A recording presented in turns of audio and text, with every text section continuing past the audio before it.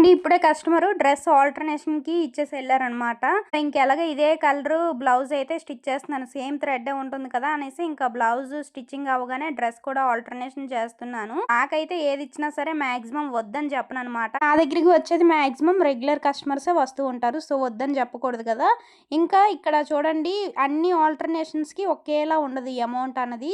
So ఇక్కడ నేను కింద హైట్ ఎక్కువైపోయిందని కట్ చేసి ఫోల్డ్ చేసి ఒక స్టిచ్ వేశాను.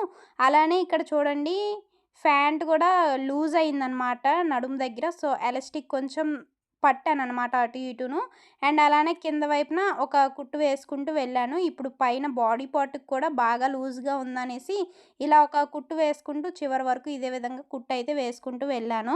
ఒక కుట్టు వేశాను, మళ్ళీ పక్కన ఇంకొక కుట్టు కూడా వేసాను అనమాట. సో ఇలా ఉంటుంది, అన్నిటికీ ఒకేలా ఉండదు కదా. సో దీనికి మీరు ఎంత ఛార్జ్ చేస్తారో కామెంట్ చేయండి. వీడియో నచ్చితే లైక్ చేసి సబ్స్క్రైబ్ చేసి ఫాలో అవ్వండి. Thank you.